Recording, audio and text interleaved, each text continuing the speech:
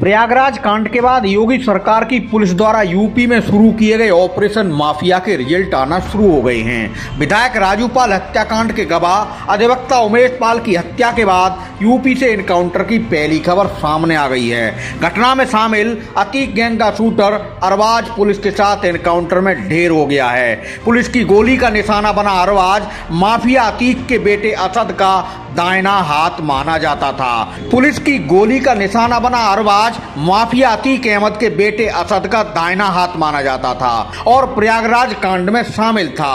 घटना के CCTV footage में अरबाज कैद हुआ था। हत्याकांड में इस्तेमाल कार भी पुलिस ने बरामद कर ली है। यूपी पुलिस और एसटीएफ ने अभी तक तमाम जगहों पर छापेमारी कर 40 से ज्यादा संदिग्धों को पूछताछ के लिए उठाया है। ज्वाइंट ऑपरेशन में हर तरफ अतीक के बेटे असद की सरगर्मी से तलाश हो रही है। पुलिस ने प्रयागराज कांड के तार बरेली से जुड़े होने की आशंका भी जताई है, जहां माफिया अतीक का भाई अशरफ बंद चल रहा है। विधायक राजू पाल हत्याकांड के मुख्य गवाह एडवोकेट उमेश पाल और उनके गनर पर माफिया गैंग ने जिस तरह सरेआम अंधाधुंध गोलियां बरसाकर उनकी हत्या की, उसे सीधी तौर पर योगी प्रशासन के लिए चुनौती माना जा रहा है। विधानसभा में प्रयागराज की घटना को लेकर सरकार और विपक्ष के बीच जबरदस्त गर्मा गर्मी होती देखी गई है। सीएम योगी कह चुके हैं कि अतीक अहमद जैसे माफियाओं को पहले की सरकारों में खुला संरक्षण मिलता था, मगर भाजपा सरकार अब ऐसे गुंडे माफियाओं को मिट्टी में मिलाकर रहेगी। सीएम योगी के कड़क तेवर देखकर पूरे राज्य में पुलिस अधिकारी हरकत में है और हर तरफ गुंडे माफिया को टारगेट पर लेकर आक्रामक कार्रवाई देखने को मिल रही है। कुख्यात माफिया अतीक अहमद इस समय गुजरात की साबरमती जेल में बंद है। 4 दशक से ज्यादा के सफर में उसने मुकदमों की सेंचुरी अपने नाम कर रखी है। उसके बाहुबल और राजनीतिक संरक्षण का ही खेल है कि 100 से अधिक संगीन आपराधिक मुकदमे लिखे जाने के बाद भी वह किसी भी मामले में दोषी साबित नहीं हुआ है। कभी गवाहों को डरा धमका कर तो कभी उन्हें ठिकाने लगवाकर उसने आतंक का ऐसा माहौल बनाया है कि लोग उसके खिलाफ गवाही देने का मतलब अपनी मौत समझते हैं। सत्ता में सीधी पैठ का लाभ उसे गंभीर आपराधिक मामले भी सरकार द्वारा वापस लेने या मुकदमों की फाइल हमेशा के लिए बंद होने के रूप में मिलता रहा है। यह कड़वा सच है कि 2017 में योगी सरकार के सत्ता में आने के बाद पहली बार माफिया अतीक अहमद और उसके गैंग पर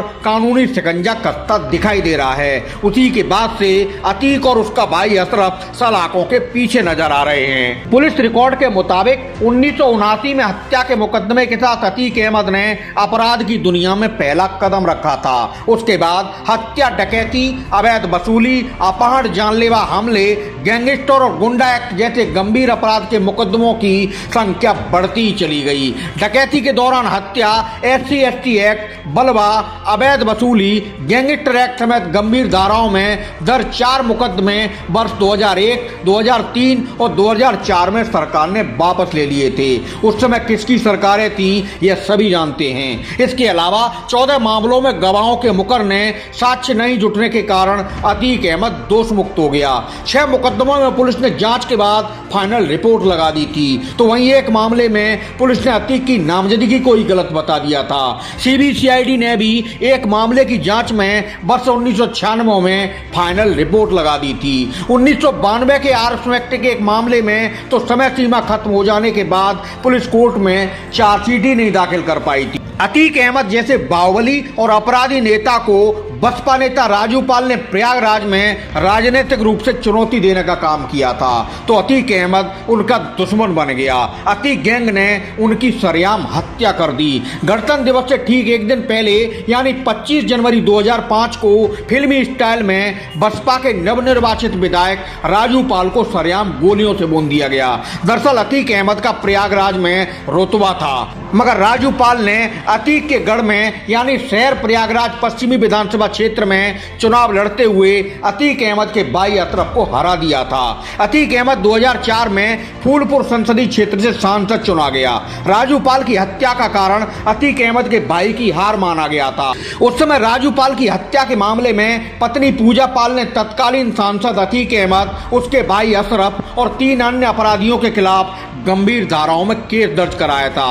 कुछ दिन पहले प्रयागराज में सरेआम मौत के घाट उतार दिए गए अधिवक्ता उमेश पाल 2005 में हुए राजूपाल हत्याकांड के मुख्य गवाह थे। राजूपाल गवाही न दें, इसके लिए अतीक गैंग ने धमकी, उन पर हमले और उनके खिलाफ साजिश जैसे हर तरह के हथकंडे अपनाए थे, मगर उन्होंने अपने कदम पीछे नहीं खींचे। वह कभी अतीक अहमद गैंग से नहीं डरे। यही वजह रही कि माफिया गिरोह उनका जानी दुश्मन बन गया और नतीजा सामने है। विधायक राजूपाल ने अतीक के जिस भाई अशरफ को हराकर माफिया ब्रदर्स की किरकिरी की थी, वो काफी वक्त से केंद्रीय कारागार बरेली में बंद चल रहा है। पहले अतीक भी यहाँ बंद था, मगर माफिया भाइयों की जुगलबंदी तोड़ने को प्रशासनिक आधार पर अतीक को गुजरात जेल शिफ्ट कर दिया गया था।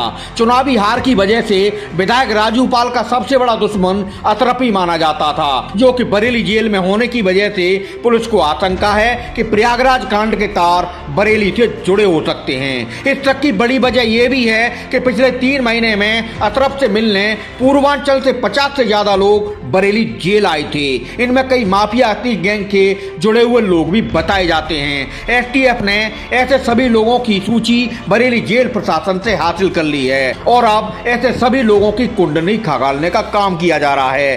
प्रयागराज कांड के बाद माफिया अतीक अहमद के बेटे असद का करीबी अरबाज आज पुलिस एनकाउंटर में मारा गया है। इसे देखकर अब ऐसा लगने लगा है कि यूपी पुलिस ने माफिया को मिट्टी में मिलाने की शुरुआत कर दी है। माफिया अतीक के भाई अशरफ के बरेली जेल में बंद होने के चलते यहां का प्रशासन भी हरकत में आ गया है। सोमवार को बरेली के डीएम एसएसपी ने अचानक सेंट्रल जेल पर छापा मारकर सुरक्षा इंतजामों का जायजा लिया और अशरफ की बैरक की अपनी मौजूदगी में जांच कराई।